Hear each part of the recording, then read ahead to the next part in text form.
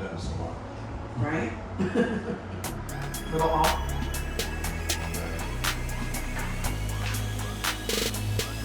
Seems weird.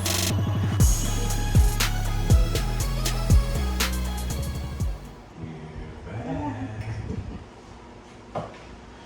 Did you miss us?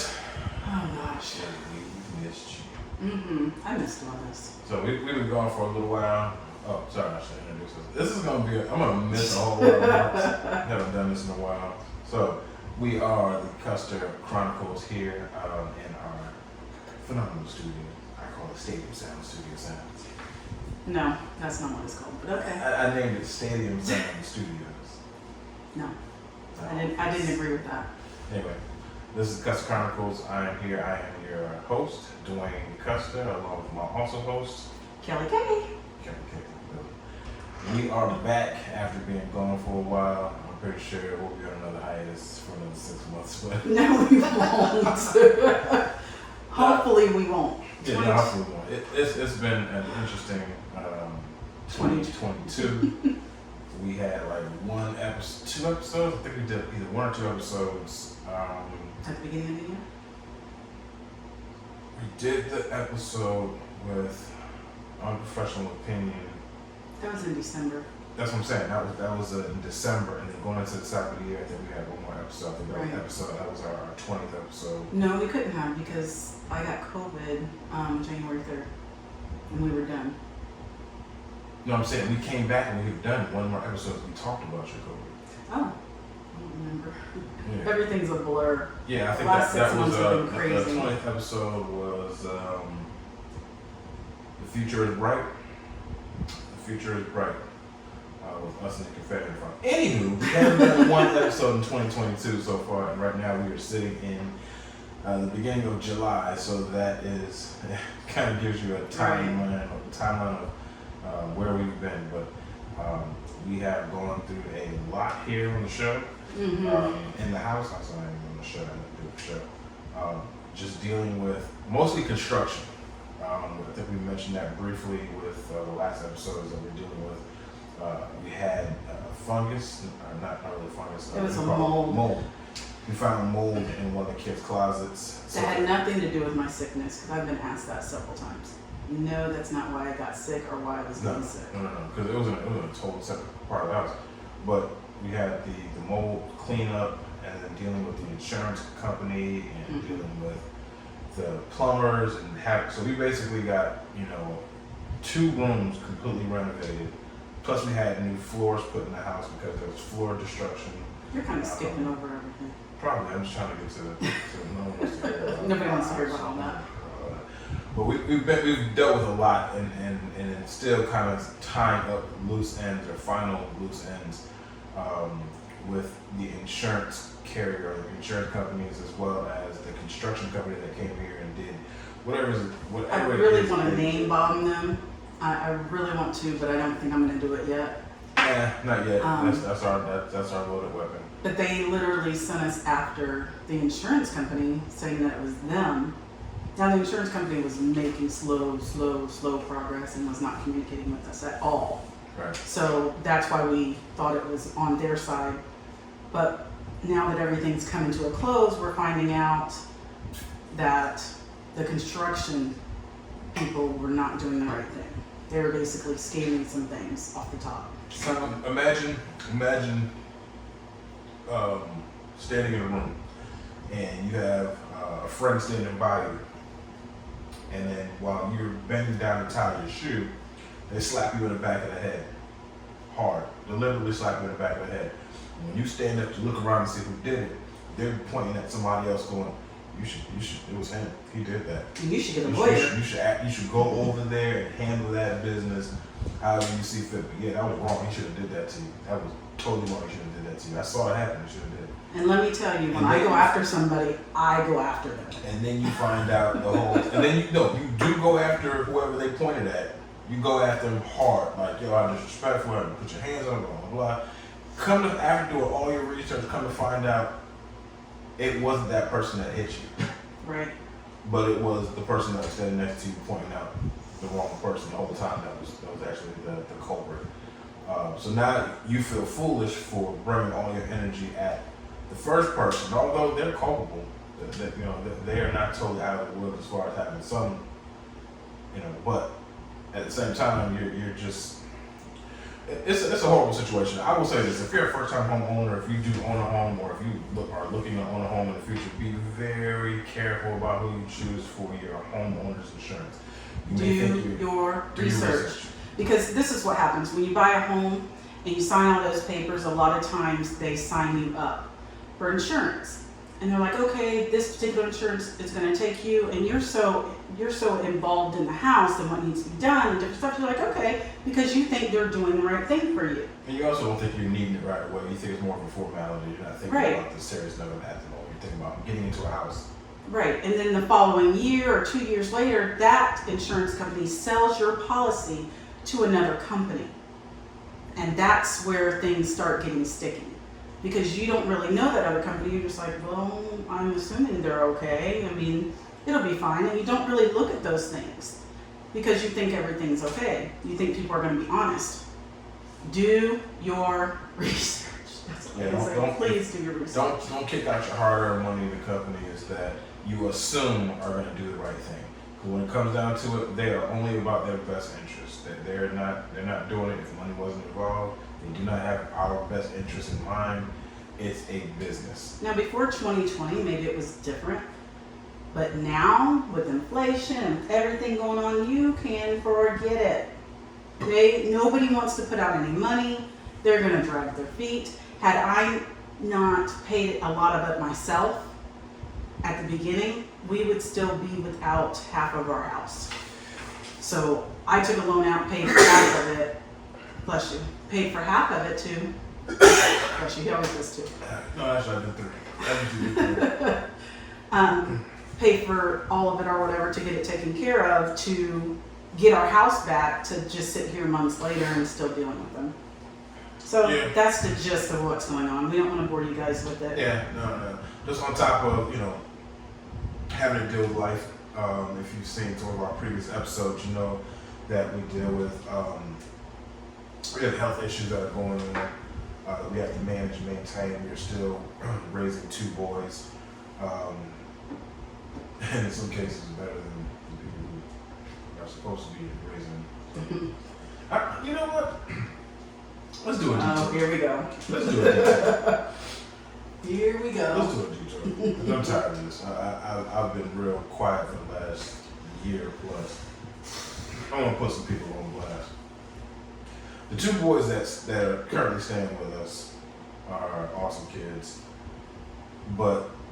and they have 2 different dads. And You want me to set up the story? No. And as hard as it is to be a stepfather, you're coming into a situation where you're meeting someone that you truly are vibing with and connecting with, and in turn, you are basically adopting their life as yours, and they're adopting you into that life, and then you're sort of making everything mesh and work together. Now, unfortunately, being that guy or being a man, you have to figure out how to coexist with the actual father, if at all. Mm-hmm. Whether you choose to stay out of each other's ways, or whether you just amicably decide that, listen, you stay in your lane, I stay in my lane, or you're the best of friends. Well, the latter, the best of friends thing, is never going to play out. I have only met one in passing, just kind of seeing him at an event. Never spoke a word, never exchanged words. And one of them I have never seen face to face. And this is a year and a half, a year and some change. I have never seen face to face. So, but what I get is the residue and residual effects of their relationships with their sons. So, the youngest one, he gets to go to his dad's house one day out of the week, and then every other weekend. Now, because that particular father wants to be seen as a superhero and feels like he has less responsibility when it comes to raising him, he treats his time around his son like an amusement park. Gives him what he wants, treats him like his boy more so than a mentor or a father would, where discipline would be in order, because he doesn't want to ruin the less than handful of interactions that he has with them. He's like, so I only see you maybe 3 days, maybe a couple times more during certain weekends or whatever, but I see you 3 days. So I don't want to ruin that by being a disciplinarian, by always hearing me yell at you or telling you got to clean this or wash this or go to bed at this time or only eat this. Which is understandable to a point. However, you still have to be a parent. Well, it would be understandable if you knew what the other parents were offering. Exactly. If you were in communication with the other parents and you knew, hey, listen, he's only with me for a handful of times. I kind of want to take advantage and just kind of make the most of these moments and just kind of building a good relationship with him. It's not necessarily about disciplining him or teaching him a whole bunch of things. I'm gonna willfully back off and allow you to be an additional parent and help out where, you know, certain things where I'm not necessarily putting my foot down in certain areas. I'm gonna give you the go ahead to go. You know, I trust you, she trusts you, so in turn I'm gonna have to trust you to help raise my child. And that's a conversation that you have to have.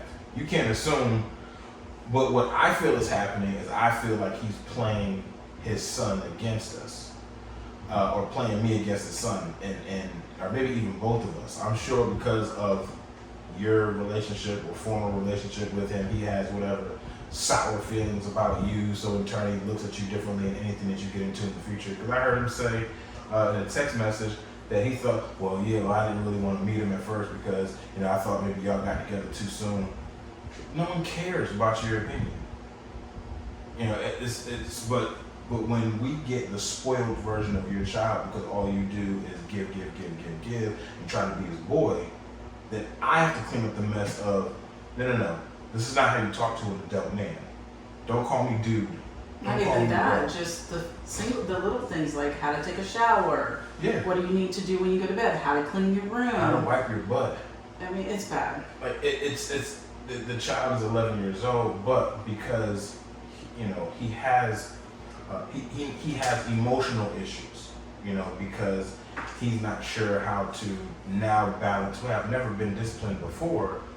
Now I got to deal with a guy who's, you know, came into my life who's more of a disciplinarian. He's a great guy, but he's a disciplinarian. It's hard to balance. And then you have the older boy that's here, who his dad is AWOL. Right? I mean, and that's saying that like mentally AWOL, emotionally AWOL, spiritually. Now, I'd like to tell this one. I don't mean because this one eats me. So his dad pays child support by court order and it gets withdrawn from his check. However, my son plays travel baseball. So at the beginning of the year, travel ball season started. They give us the list of all the tournaments. I sent it to him. I said, hey, these are the 2 that's on your weekend in the summer. Will you be able to take him on this? Oh, yeah, I'll be able to take him. I'll fix it. I'll make sure everything's prepared. Absolutely. All right, good. I'm going to take care of the 5 or 6. You take care of your 2. Very fair, right? So. Where were they? These are not regular games. Out of state. No, these are out of town games. They're not out of state and out of town games. They are not. So that means you have to pay for travel. You have to pay for a hotel. You have to pay for food. You have to pay for gas right now. You have to pay to get in. You have to pay for his uniform. I mean, I had to pay everything for this. So fast forward, this started in February. They started the season, I think, in May. When his dad was supposed to have his turn, that was in this month. It was this month. So 2 weeks ago, I don't get a text. My son comes home from his dad's house because he still goes every other weekend. He comes home and he's like, Dad just told me he's not taking me to Georgia. And it's 2 weeks, guys. It's close to the 4th of July. I said, whoa, what do you mean? He said, he's not taking me. I said, I haven't heard from him. He said, I don't know. He said he's not taking me. So him, I, and his dad are on a group text. What's going on? He said, he told his son, he still didn't talk to me. Told him, well, I can't take you. He said, well, what am I supposed to do? I don't know, figure it out. You just told a 16-year-old, figure it out. Figure out how you're going to get to another state, how you're going to pay for it. He said, I got a hotel, but I don't have the finances to get up there. Okay, you don't have finances. Communicate with me and say, hey, I got the hotel. You guys can take the hotel if you take him. Or, you know what, I'll cancel the hotel and give you some of this money to help get him up there. Let's make a plan. Talk to the coach. Let's see what we can do. None of that took place. He basically said, figure it out. Did not speak to me ever. Just told my son, figure it out. I'll let you finish. So it left us in a precarious situation where we literally had to scramble last minute, bother people that we felt like, who obviously don't think it's a bother on their side, but we felt like we were bothering people to go, hey, we need to get him up there to this game. We can't do it. I work. I mean, and what happened, the schedule was he was going to be up there for a week, but the coach was going to be up there an additional week. So he was going to go up there a week early. So he was going to potentially ride with the coach. He was going to be up there for 2 weeks. A week where he was basically just tagging along because that's his only ride up there. And then an additional week where he's actually playing and prepping during his tournament. And we had to pull some strings to get him up there. And we felt compelled to listen, we want to at least contribute. So we bought a bunch of drinks and snacks to kind of help them, during that week. But I guess Coach had a couple of kids, so I went to Sam's, which is a bulk store down here, and spent a lot of money getting them a bunch of bulk stuff for all the boys, and sent that with the coach and gave him a gift card for gas and stuff, and to thank him. But yeah, so there were other men in this boy's life that have stepped up and done more for him than his own father has. And here's the problem that I have. His father, actually both their fathers, contend at being Christian, contend at being church-going Christian, believers who live their lives and carry themselves with a certain level of stick-to-itiveness to Scripture. His father is in church all the time. He is a part of a whole bunch of things. I'm not even listening to the denomination of Christian, but not unfamiliar to me is what I've seen. But that tied into their form of marriage I have very, very hateful thoughts about this gentleman. And it's very frustrating to think about how he's manipulated everybody around him to keep himself looking like the victim. And even in this situation, I'm pretty sure he'll play the victim and feel like he was, taken advantage of or used or not felt valued or whatever. It's like, dude, this is your 16-year-old son who's been playing baseball since he was 4 years old. He's getting better and better, no thanks to you. And you're struggling to make, and then you're telling your other kids and everybody around you as well, listen, that you're making plans for this trip, and then I'm saving money, I'm doing this and getting ready to prepare for this trip, and everybody's under the assumption that okay, cool, we get to go on this Georgia trip, and then when it comes down to it, literally the week before you're supposed to go, you bail out with a shrug of the shoulders, kind of, and no, I can't do anything, I'm out, figure it out. And how we know, what ended up happening is when he said, I don't know, one of the older boys came to the house when all this was going on, and he's like, what's going on? And so I gave him the whole scoop, and he's like, wait a minute, he told me that he was making plans for that. I said, I don't know what to tell you. He won't respond to me. This child's severely upset. I'm having to scramble for money. I guess I'm gonna do credit, I don't know. And so this child, one of my older kids, reached out to him, didn't respond to him either. So I spoke with my son that was supposed to go up there. I said, what do you want to do? I said, do you want to confront this situation or do you want to leave it alone?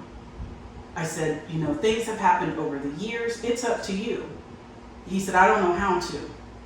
I said, think about your thoughts. What do you want to say? And I'll help you write it. So he thought about his thoughts, this and that. There was no pressure here. He thought about his thoughts and stuff. He came to me and Duane and was like, he kind of told us what he wanted to say and we helped him.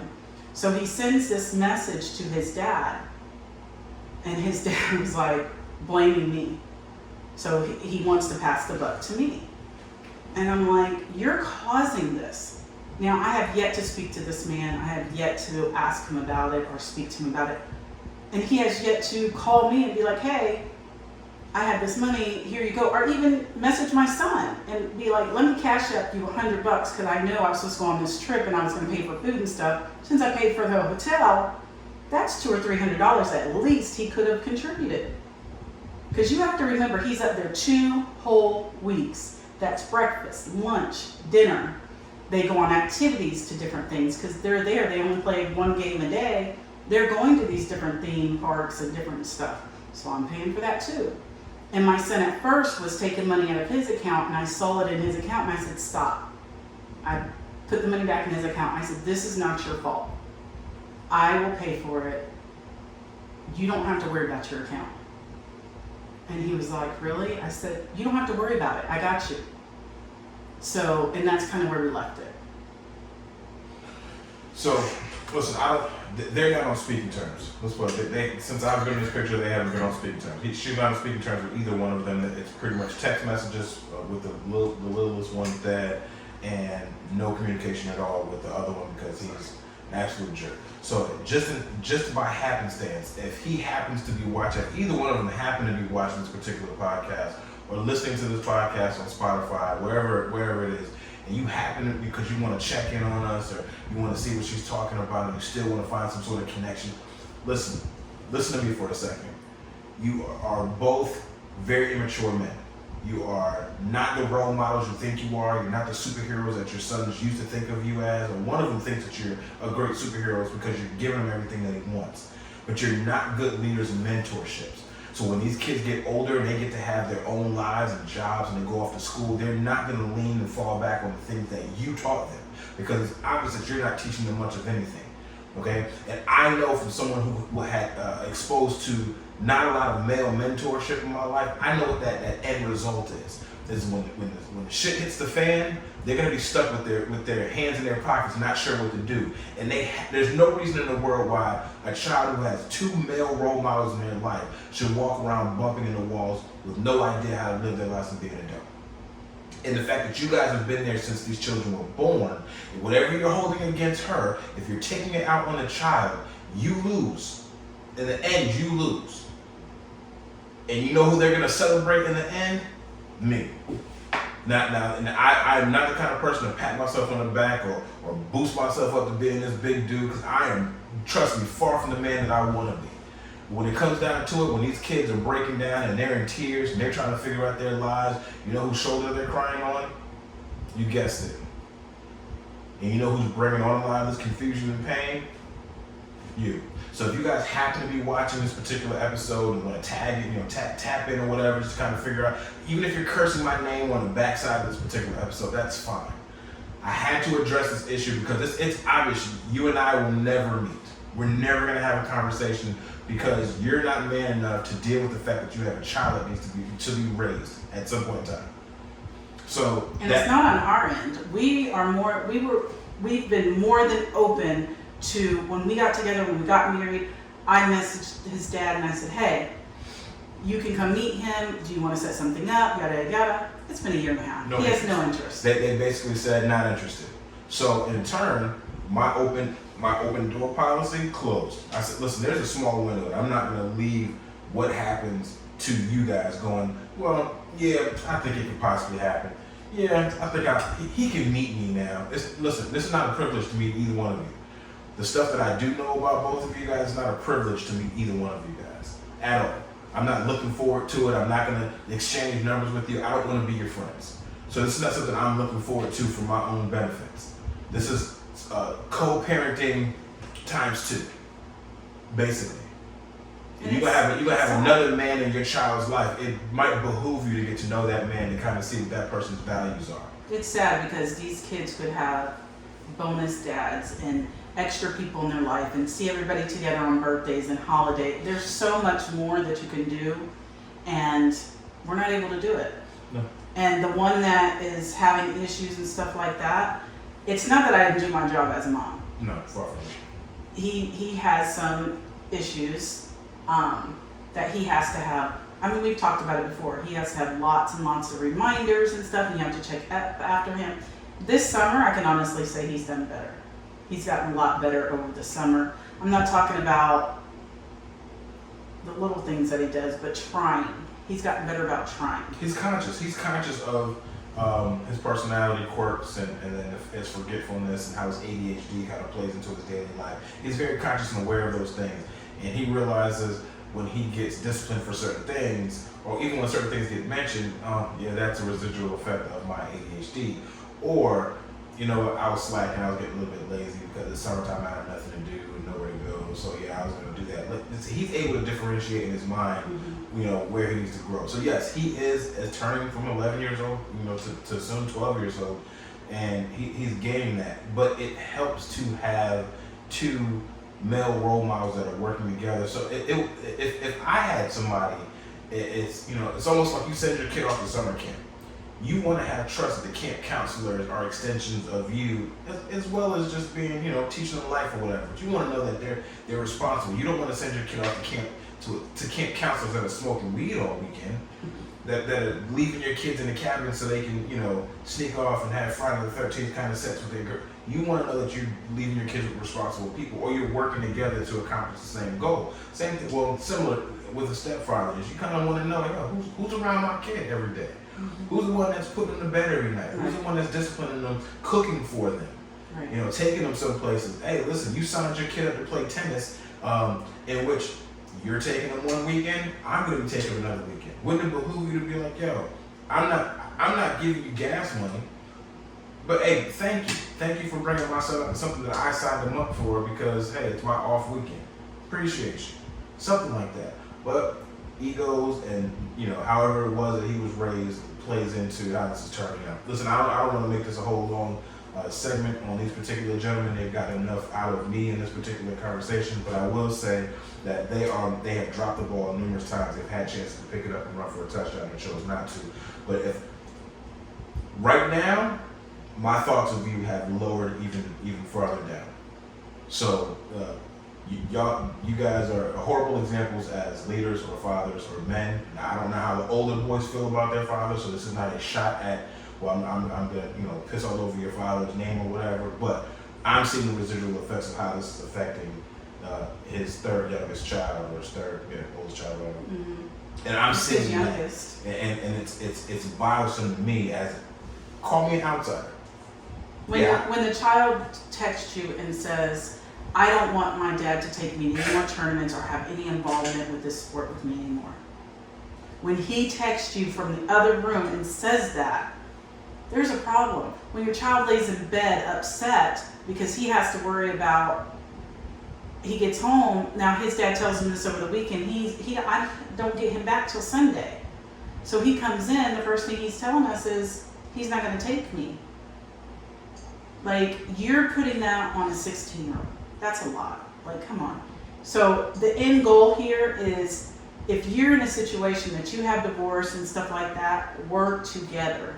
It would be so much easier and so much better. I'm not saying I'm completely perfect, because when they fire shots at me, there's times I have to fire back. But I don't always do that. There's times that I ignore, there's times that I have to speak up. And there's times that I'm fine. But 99% of the time, I'm okay. And all of the messages and stuff prove that. So let's change subject. Yeah, I mean, just kind of, we'll bleed that into just like the summertime is finally coming to an end. Well, it's rolling into an end now. When I say summertime, I mean going back to school. So back to school. I didn't even get a summer. For the South is different. And that's what we're going to touch on. So growing up, being in the Northeast, actually I want to say northern schools. I don't even know about the West schools, but I know northern schools. We didn't start back to school until the Monday after Labor Day, or whatever that beginning of the week is after Labor Day. But did y'all get out in May? No, we got out like 2 weeks in June. So we had the remainder of June, all of July, and all of August. So we had like 2.5 months, pretty much our summer vacation. And that's if you didn't have. Well, they do too, because they get out at the end of May, so they have 1 week in May, all of June, all of July, and then they go back the second week of August. Right. I'm just saying that we went back. Like, what's funny is here for people who are listening who actually went to school with me. Our start of school, it was like the first Sunday of the NFL season. It was like that's how you know. Football Sunday, first week of the NFL season, and the school started on Monday. So that was our benchmark. Like, That's how he knows. For the first weekend of football comes on, and then you come into school talking trash about your team. Go Dolphins, by the way. Anyway, so you can't even keep but track when nah, you I do can't that. do that. But summer for a teacher is different, and being a student or whatever, you never thought about what your teachers were doing during the summertime. But being that I'm married to the most beautiful teacher in the world, I get to see from the inside what actually takes place during the preparation. She has had very little, like she's had, I said, maybe 2 weeks of just kind of like not really having to do anything. But most of that time frame, they put you in almost mandatory, but not really mandatory conferences or meetings. And, hey, let's learn techniques on how to deal with conflict. Let's learn new techniques and ways to do team building. And with before your that, students. at the beginning, we were dealing with the contractors and the insurance. Well, yeah. And then I jumped into, hey, we have all these trainings. You don't have to come, but we're gonna do these things. I'm not gonna lie, the trainings were awesome. I am gonna say that. But I'm like, can I have a summer where I don't have to do that? Should we do it? Should we take a deep breath?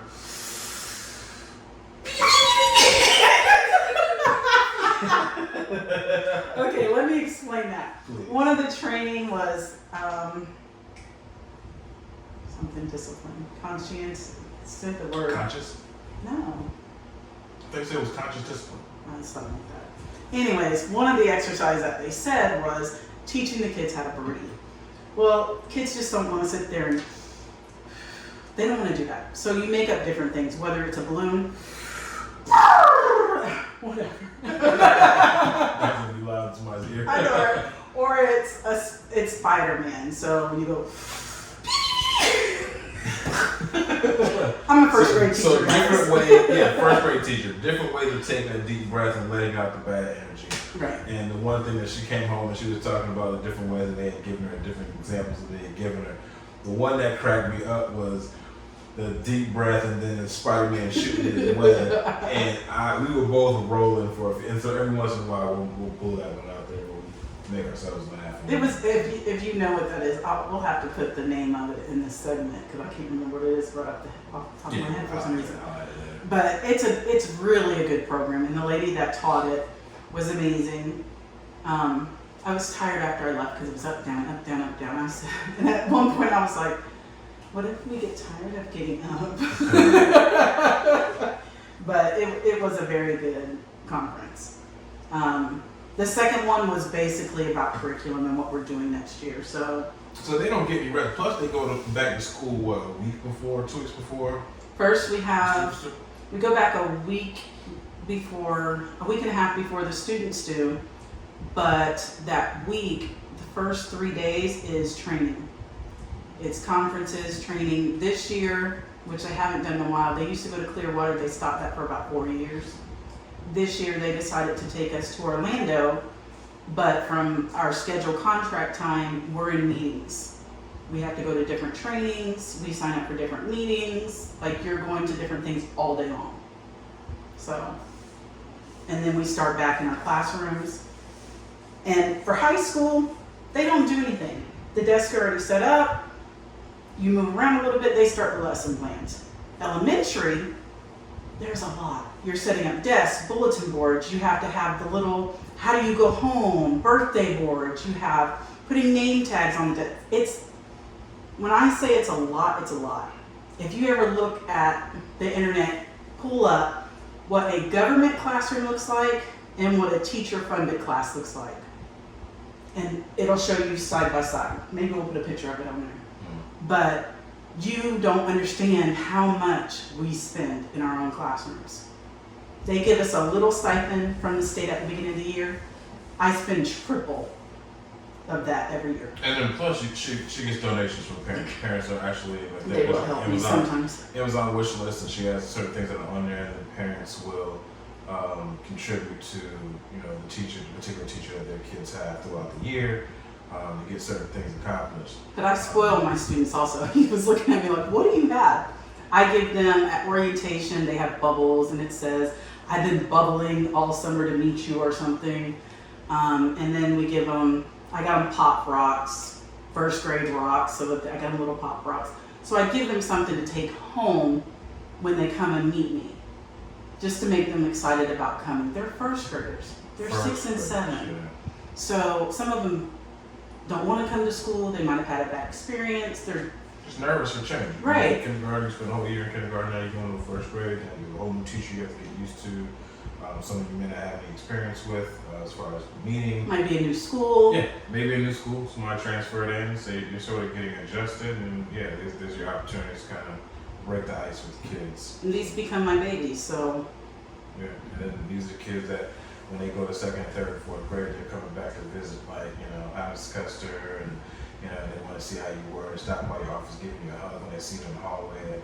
This is the foundation of building that relationship. So sometimes it takes a little bribing, but it is what it is. So, on a funny note, I didn't want to forget this. Part of our, so I'm putting this table together, right? So I buy this table. So okay, let's back up. So last week, I just wanted to do something that lightened up the house. So I'm a sports car. Lightning means tense. It was tense, right? Lightning at the house? What do you mean? Yeah, well, no, just kind of making sure that there was no stress in the household. Yeah. All right, so I collect sports cards. For anybody that knows me knows I collect sports cards. I collect football, baseball, basketball cards. And it's more of just like, yes, it's a connection to my childhood to a degree, but it also kind of keeps my mind busy with someone. She thinks I have ADHD. I don't, but it's something that kind of keeps my mind and my hands occupied because I can organize certain things and put certain things certain ways. Plus, at the same time, I'm kind of keeping up on, like, who are the players in the leagues? Who's the top basketball, baseball players, football players? Yeah, I'll collect their cards, whatever. So me and the youngest boy, we actually collect cards together. It's our bonding time where it's like we'll sit there and we'll talk about the cards and the card shows or whatever. So I decided I'm gonna do a whole bunch of stuff. So we went out. He and I went out together. And we bought his mom some flowers. And I was like, you know what? She just bought a new wireless printer, so I'm gonna buy a small table, that she can put it on here in the office, so that way, it's aesthetically pleasing to the eye, kind of fits the decor that's in here. Cool. So I go to Target with him. We buy this nice little small table, nice solid table, but it's small. I come home and I call myself. I want to say it might have been a day or two later. I call myself, getting ready to put it together. I got the table in the box, sitting on top of this desk right here, right? So now I'm trying to kind of shimmy some of the stuff out of there, and they have it separated by 3 layers. So there's a table middle, at the top, pull that out, put that aside. Then there's the legs to this little table, and then there's a cardboard piece covering whatever could be under it. I didn't know there was a 3rd piece. So as I'm wiggling the legs out or whatever, I noticed that it's caught on something. So I kind of wiggle it and pull it. One leg comes out, and I wiggle it and pull it. And then all of a sudden, I just kind of feel the box go light. And what I didn't realize was the top part of this table was at the bottom of this box, and it slipped out and dropped straight on my toe. When I talk about pain, I haven't felt pain like that. I've never heard you scream like that. I haven't felt pain like that in a long time. Like, you're talking about like composite wood, like covered in like this black hard plastic, and so it's dense. It's very solid, very dense. The thing just dropped straight down right under my. I had a sock on, that was it, but it fell right onto my toe, and I smashed my toe. And I thought, you stub your toe on a table or a chair, and you kind of wait for that wave of pain to hit you, and then eventually it just kind of fades, a couple seconds or whatever, and you're just kind of like, oh, that hurt. That wave of pain just kept getting higher and ramping up higher and higher and higher. And I'm like, this pain is not good. Oh my God. And I'm screaming my head off. It felt like someone had severed my toe. That's what it felt like. So now I'm thinking to myself, can't be that bad. I'm literally hopping around, not looking. I fell, so I'm still trying to get there. So I look down and there's blood. My sock is basically just filling up with blood. So in the midst of her hearing me scream, she's in the bedroom on the other side of the house. She tries to get up from the little armchair that she's sitting there. There's an ottoman in front of her.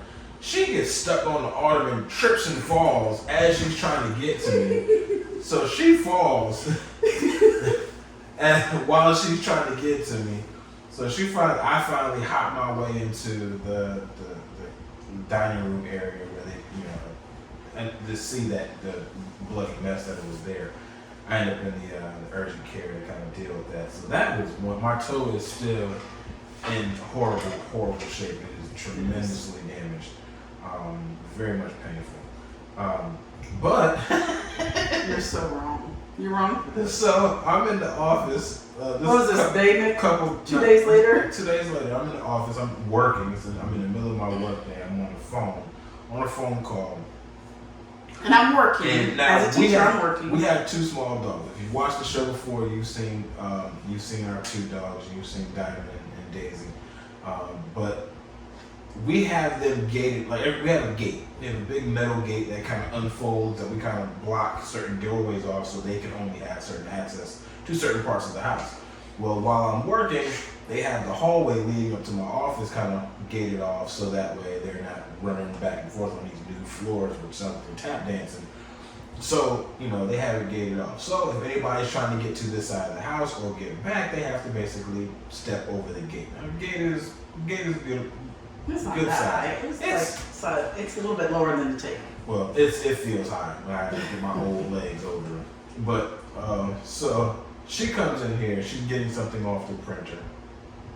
And she's going back and forth. She's grabbing back and forth. So she's coming back into the office with her laptop. And she gets, you might have to tell this part. Okay, so I have my laptop in my arm like this because I'm gonna go print some more stuff. So I get to the gate and I put my left leg over, and as I'm doing my right leg, it gets caught. And you know that feeling like I'm going down? I went down and I went down hard. So my goal was, this is a school computer, no! So I landed on my left knee, holding the the computer that jammed into my wrist and my shoulder, which you can see it. Yeah, you can see that. I have those everywhere. So, Not because of me. And then I tried to block myself with this wrist, so I ended up hurting this wrist. So I'm on the floor. He's on the phone at work. The door is closed. I'm literally like 2 feet away from the door. Yes. Rolling on the floor. Going, oh! My patient that I have on the line can hear this. She's like, is everything okay? I'm like, no. Continue what you were saying. Everything's fine. Continue what you were saying. Meanwhile, the cord to my headphones only goes but so far. Now, my patients can't see me. So I'm sitting here trying to reach over to the door so I can at least open the door and see what's going on. Or get the youngest boy's attention so I can be like, oh, what's going on? I can't reach the door. He was scared. My headphones only, and now I have a patient who is literally explaining a very serious situation to me and tell me what she needs me to do, and I can't get to the door, so I'm literally hearing her go, ow, ow, ow, and I'm hearing her son go, are you okay, Mom? Ow! So now I'm panicking. So I literally take my headphones off for a second to do this. Now the patient is still talking. So when I come back, she was like, did you hear what I said? And I was like, oh yeah, I heard what you said. What you're gonna have to do is X, Y, and Z. So finally I get off the call. I open the door. She's still on the floor. It hurt. I said that she was crossing the goal line at the end of the game because she tucked that laptop in her arm like she was trying to cross the goal line. I didn't drop it. Yeah, I was not paying for an iPad. She definitely crossed that goal line. She scored. Hilarious. That's how he knows I can play football now. He can give me the ball. I will not drop it. Yeah, I can. I'm throwing you the ball because you can catch. You caught me, girl. That was a lucky catch. I gotta talk about. We're slow. I was literally trying to figure out if I wanted to talk about Amazon Prime Week. So first of all, that sing the song. Sing the song, because he has sung it all 2 weeks or so and about driving me crazy. Yeah, if you've seen the Amazon where that 80s-ish commercial, then you know what a commercial is. But I haven't been seeing that commercial. When it comes on, when it doesn't come on, it's over now. Prime Day is over. Prime It's still playing. Go ahead. No, I won't do it. But I have been addicted to that thing. But I'm realizing how many people are addicted, truly addicted to Amazon, and the havoc it wreaks on. I will say this: if anybody is moving and you guys need boxes, I have a crap ton of boxes in the garage from all these Amazon deliveries that have come to the house. And this is outside of Amazon Prime Week. This is a regular Tuesday.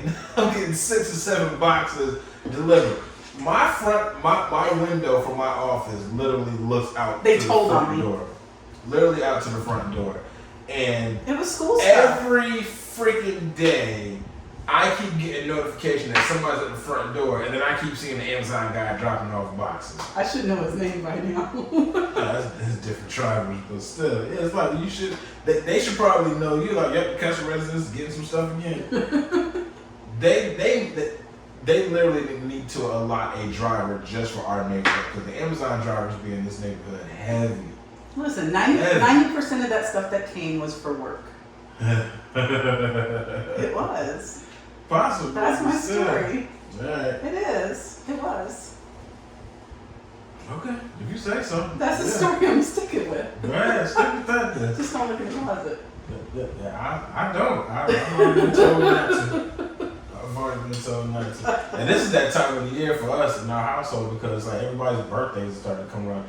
We have Dorian's birthday is what? The 30th. July 30th? Mm-hmm. His birthday is July 30th. Your birthday is next month on the 17th. Mm-hmm. Our anniversary is on the 28th. Then we lead right into school. We're in school and stuff. School start. My birthday comes up, and then Donovan's birthday is 2 days after mine. Everybody else is November and December. So listen, we are now from when is Denzel's birthday? December. His December. Yeah. So you and Donovan are 2 days apart. Then 2 weeks after yours is Dalen and Denzel's.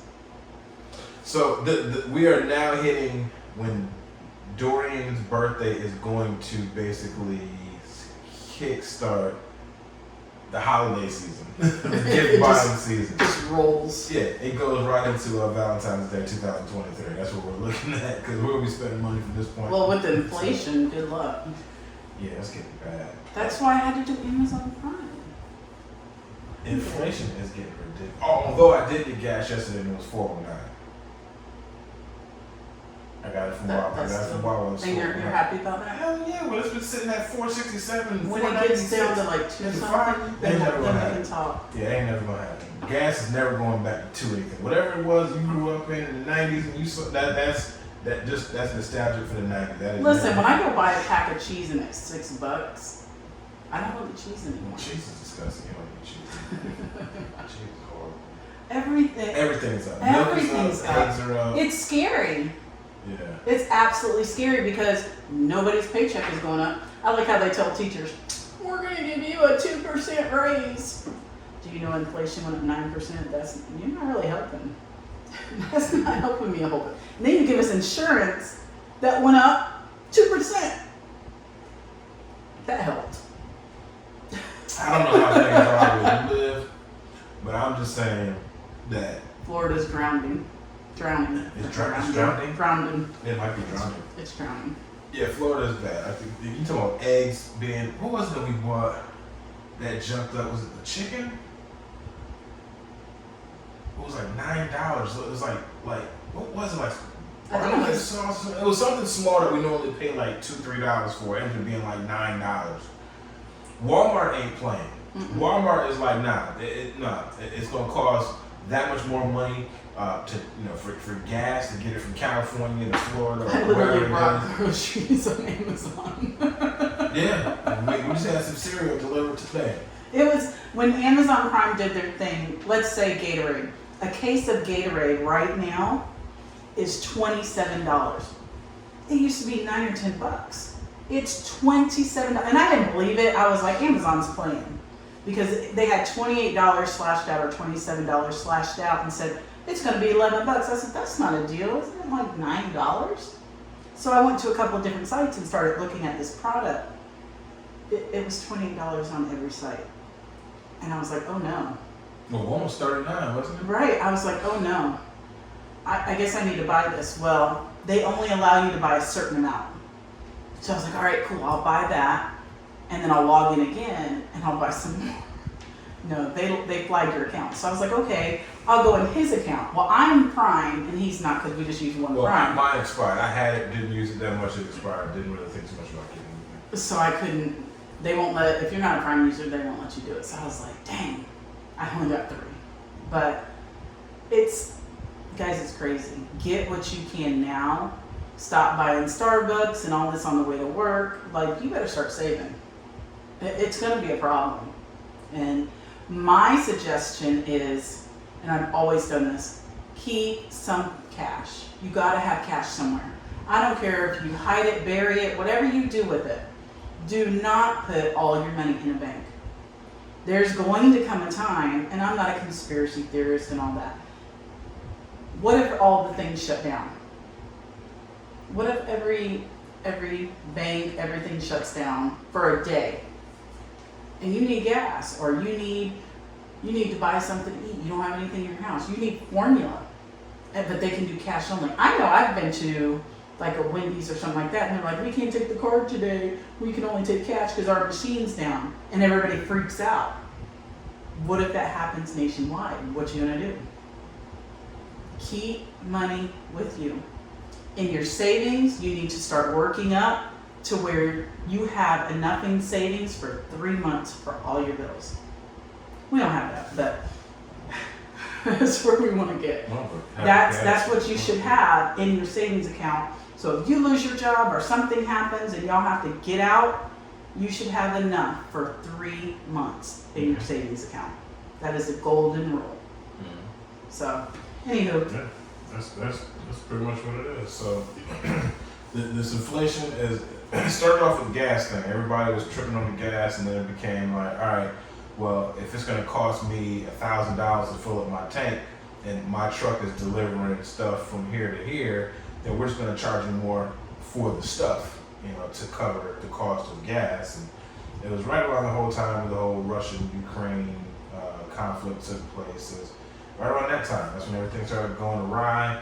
Blame who you want to blame. I'm not into the politics about blaming Democrats or Republicans or the president or that president or I'm not about doing all of that, because everyone shift blame and make themselves look sweet. So whatever it is, I just hope it relieves itself. Especially, it's going to make the holidays really, really tough if this inflation continues, because I'm sure a lot of people are going to have to make some really rash decisions to maintain.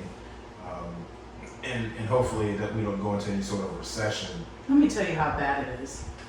On TikTok, there are thousands and thousands of teachers that have had to put their wish list on TikTok, hoping that people, I even did it, hoping that people will see it and help. Explain your wish list. I'm sure somebody's seen it. And wish list, and let me tell you what I have on my wish list. I put folders on my wish list. Let me explain something to you. I went to Walmart and I just priced everything. A box of crayons, did I say it right? Say it again? No. She can't say crayons. A box of those last year was 25 cents. They're over 50 cents now. A folder that was 10 cents last year is 75 cents, 50, 75 cents, somewhere around there. And I'm thinking to myself, when these parents come, if they have 2 or 3 kids, you can forget it. You're either going to get the cheap stuff that falls apart in a week, and they're like, well, I gave you supplies. Don't be using my supplies for everyone else. I'm glad you bought supplies. However, who do you think that cost is going to go on? Mm-hmm. It doesn't go on the school. It doesn't go on the school board. They're not going to give us extra for that. We might get a couple of donations here and there. It's not going to last. Us teachers are going to have to pay for it. So if your teacher decides we're going to do community crayons. I can't stand that. Anyways, let's say I have a table of 4 kids and I decide to put a bucket in the middle and it has pencils, erasers, glue, and stuff that they can use. Now we got kind of away from that because of COVID, but let's say I decide to do that because we just don't have the supplies. Some parents have a fit. I put my name on it and you took this, I'm sorry. What about Susie over here? It's not my problem. Whose problem is it? I still have a class that I have to run. If I throw everything in, and I don't want, I have kids too, I'm buying it too. So as a teacher, what do you want us to do? We have to make it work so your child gets a good education. Right. On my salary, I can't go buy all that. There's no way. Usually I always have extra folders, extra glue. I normally have that stuff in my classroom. I can't do it this year. So those things are on my wish list. Other things that are on my wish list might be things that I can use, like dry erase markers or whatever. But teachers had to put these things on the wish list. Now there will be things that we want so we can do extra activities with them because we're expected to do certain things but not given those materials. Especially public school. I work for a charter school, so I get a little bit more. However, if you want to do these fun activities that they're asking us to do, where's that coming from? Right. Now, we're blessed that we get a lot of different things, or I might have a very good parent. Last year I had amazing parents. Yeah. Amazing. I had a wish list and they were killing my wish list trying to get it all off. Especially one particular parent. I'd love to. Two. Yeah, there was 2. I literally thought we were having a secret relationship here because these parents were just sending stuff on a regular basis that she didn't anticipate people really. You figure parents are going to kind of fill in some of the gaps, grab a couple things here and there. We had a couple of parents in particular who were so consistent with it. I was like, somebody had a crush on you because there's no way in the world these parents are putting you in their weekly. They even were personal whenever I got sick. Yeah. Like they literally reached out to me and wanted to make sure I was okay. You got gift cards for like Chick-fil-A, in case you're not even a cook, here's some gift cards for Chick-fil-A, you can feed the house, whatever. So parents at that age are very attentive because this is the beginning stages of their education. I'm sure as these kids get older, they're not going to be doing the same thing for their 7th, 8th, 9th, 10th grade teachers. But their first grade teachers are pretty much about the installation of teaching them discipline. They're babysitters, they're the disciplinarian, they are... Well, I really thought with me being out for that long, because I was out for a month. Yeah. Twice. Yeah. I was out 2 weeks the first time and then a month the second time, I think. And I really thought these parents, I told him, these parents are not going to be happy, they're going to eat me alive, they're going to say if something happens, it's all my fault. Now, every one of my kids passed. I only had, I think, one that was struggling, but he still was making gains and doing well. But all of them made the gains they had to make. They did what they needed to do. However, I thought I was going to get eaten alive. But what ended up happening is they showed me grace. They really did. Absolutely. So. Yeah, and that's the joys of working in a tight-knit community. Where you're working with some sweet kids, but you're also, you're working in a suburban environment. There's a difference. Well, public school's not. It's still a suburban environment. It's not quite the same. You would hear totally different stories from me if I went to public school. Oh, sure. I was there 8 years. Charter schools, it definitely makes a difference because I lived in the suburbs in that age range, and the parents that we were around with did that. I mean, even my 16-year-old, he's been in the charter school since 2nd grade, and now he's gonna be a junior this year, and he's like, I really want to go to this other public school, blah blah blah blah blah. And I'm like, he wants to do it for sports. However, I'm like, academic wise, I don't think this is a good idea because our standards are so much higher. I mean, we have 1-1 iPads for every student. So you go back to public school, it's pen and paper. Yeah. But he said, well, I can just I keep my iPad and then I can just do it there. I said, honey, that's not how that works. Yeah, they don't use iPads. They want everything handwritten and they want you to use Word documents and you do have to do something and it's 2 spaces between. It's not like that where we're at. If the words show your work gives you anxiety, you were in public school. Somebody said the other day, somebody said, they were like, if you had to do a math problem right now, and they said you had to show your work, how I would with Common absolutely Core, pass it's that. to show your work for one problem is an entire page. Yeah, so that's I'm glad I'm not teaching upper grades with this multiplication and division and have this big old box where you do that. I look at it like, can't you, what? And to be honest, some kids flourish on that. They do very well. Mm-hmm. And then you got other ones that are like, what just happened? Yeah. So like when my kids aren't getting it in school and I'm teaching this other way, count by tens, well, let's say the number 23. Well, there's 2 10s and then you got these 3 ones. Why can't we just count? It's 20 plus 3. Like they go all over the place with it. And what happens is you have 23 and 48. So it's like 2 10s and a 3 and 4 10s and an 8. And let's break the 8 up because we want doubles. So 4 4. What? So this is the stuff that we deal with. And some kids, they need that. Other kids, like I'll sit at home and their parents will be like, that's not how we did it. I said, and I'll ask them, which way is easier? I have to teach you this way. Do whichever one works for you. As long as you get the answer, I don't care. The goal is getting the answer of what works for you. That's the end goal. Because I teach every single way. Use a number line. Use this poppet. And yes, I buy the poppets and stuff for them. What's that? The little round thing that I showed you today. That has those little rubber things that you push in. So if I have a kid that's at my table and they need to count 8 plus 5 or whatever, they can push 8 of them and then 5 more. Okay, how many do you have? And they love the poppets, so it works. Yeah. I have one with numbers on it too, so that way when they do it, they know what the end number is. That's smart. Cost me some money though. Yeah. Those are the things I pay for, or I put on my wish list that my parents last year were very generous with. So I was able to do some of that because they were generous. So anyways. That's it. Well, I can talk about school all day. Yeah, we pretty much going this whole, what could happen going into the school year, just the summertime break. It's a lot to talk about. Once the school year gets underway, I'm pretty sure we'll talk a little bit less about it. But the fun part is talking. It's like Christmas. It's like talking about what the gifts you could get, and then the day after you just kind of like, I didn't do what I thought I was going to get. But anyway, so and then we got to worry about. Donovan has more to worry about than that because he's trying to get his driver's license. I think we had an appointment set up early September. Yeah, September 3rd to get his driver's license. So that being said, I have a few more lessons to teach him. So I got to get him back on the road because he's been playing baseball so often.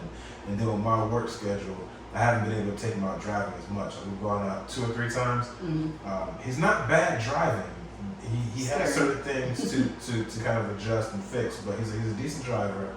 He doesn't want to do the highway yet. So, but I understand that. When I got my license, I stayed away from the highway for at least a year. And don't look at me because I don't ride with any of my kids. I had to ride with my oldest because he picked me up from a procedure, but no, I don't ride with them, any of them. But having to drive, that's the first time I've ever had to teach somebody. I've never taught somebody how to drive before. So having to teach somebody what you've been doing for 30 years, it's like, oh, wait a minute. Why do I know that? How do I know that? How did I learn that? What? You just know it. You do it. It's muscle memory. You know that when you get to a 4-way stop and you're making a right turn, that you're looking to see if the cars are coming, you're checking to make sure that the lights, and then you're making your turn, or you know how far in advance you want to use your turn signal. Have you ever had something that you absolutely cannot teach somebody? That you know how to do, and you might do it every single day, but you, for the life of you, cannot teach somebody. English. Well, yeah. So no, I can't say that because I can do that. So for me, I was advanced as a kid when it came to reading, understanding sentences, where to put the apostrophe, the difference I'm between like dyslexic yours, when it comes to that. I teach spelling, but I can't do it because my dyslexia comes in. For me, it was always easy, but I couldn't tell you why. So if somebody said break down this kind of sentence, or what is it when you change something from cannot to can't, whatever it's called. I didn't. I could. Somebody said explain contractions. I was like, Yeah, it's 2 words put together. that's what To a make woman one, goes. so That's you what a have woman less. goes through before childbirth. I couldn't even tell you what it is. Oh, Like I you did know, something totally different. I know what to do, what not to do, but I can't tell you what to call. I can't tell you what to look for. I can just tell you. Okay, you ready for mine? Or sounding out words. What was the word that you taught me the other day? Not phonetic. Syllabication. Syllabic? No, that wasn't the word. Yeah, it is. It's syllabication. No, it was phonetical. Phonetical? Syllabication. No, that Which wasn't is the where word you that do we were reading. CVC, which is the way I showed you how you can sound every word to break it down. Oh, yeah, you know what that was. Yeah, it's syllabication. Yeah, Now, I'll be honest with you. Is. I teach this stuff. I teach phonics. I'm great at it. If you asked me to spell a word right now, if you don't give me time to do all that, I can't spell it. Spell tomorrow. Shut up. No, seriously, spell I tomorrow. can't. I'm not going to embarrass myself right now. No. Spell tomorrow. Mm-mm. Spell lasagna. Okay, so my thing that I can't teach, I've never been able to teach this, tying shoes. What? I cannot teach a kid to tie shoes. Which is why you never tie Dylan shoes when his shoes are. I can tie, no, I can tie, but I can't teach somebody to tie their own shoes. Like I can tell them, okay, watch what I'm doing, but I can't, backwards, I don't know how to, I can't get him to do it backwards. It's weird. And then I tried the 2 loops, there's different ways you can do it. But I'll tell a kid, just go watch YouTube. They'll show you. Wow. I don't even remember my mom. I remember vaguely, but I don't remember if it was my mom or my dad that came through with the shoe tying thing.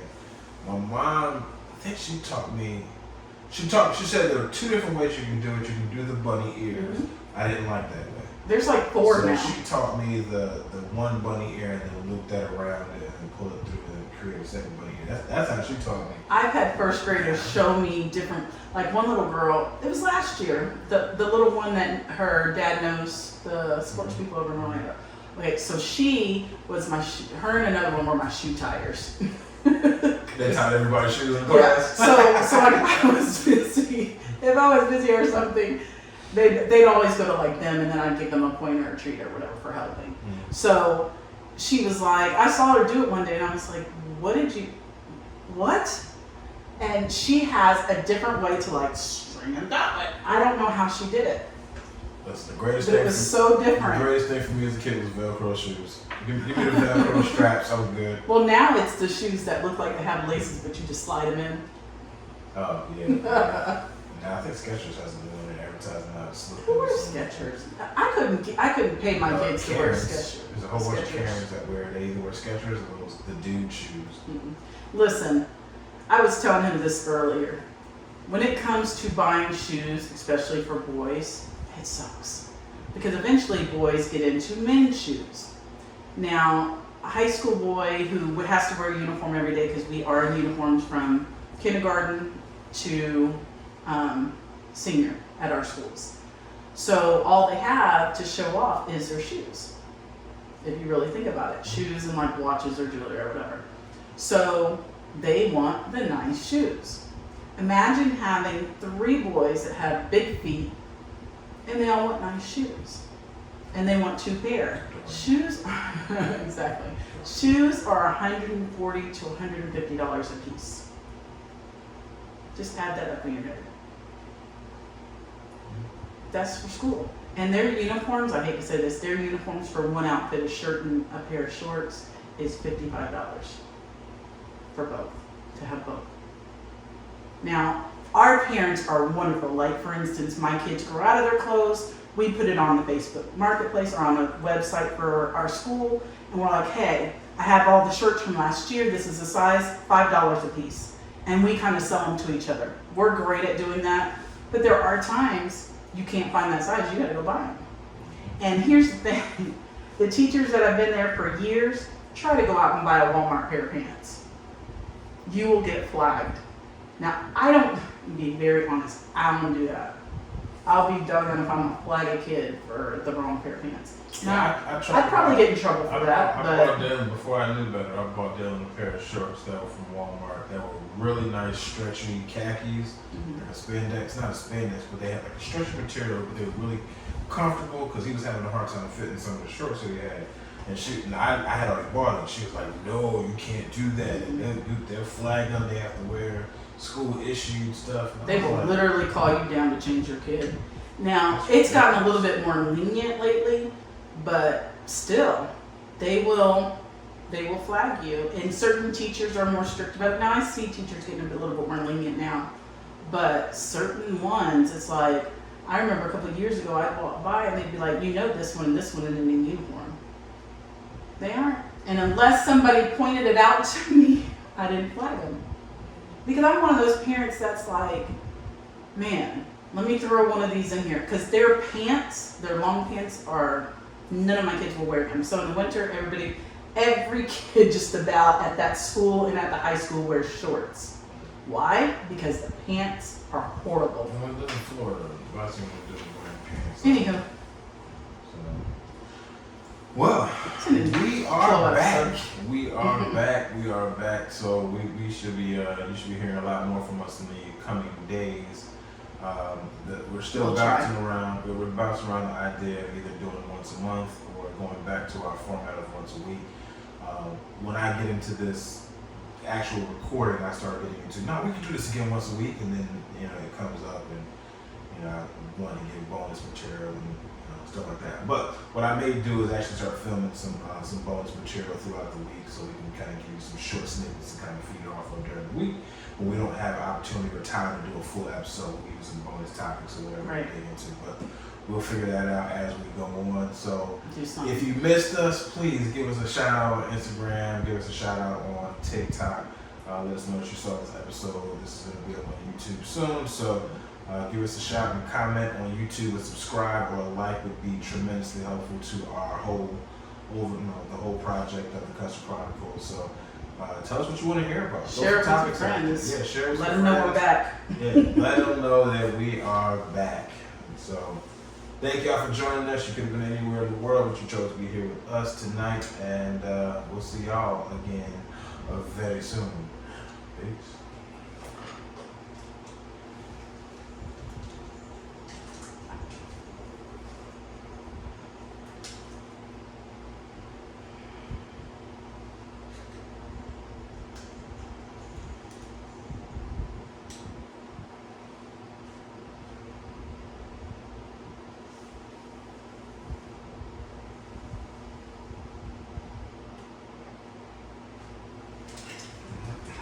Are you done?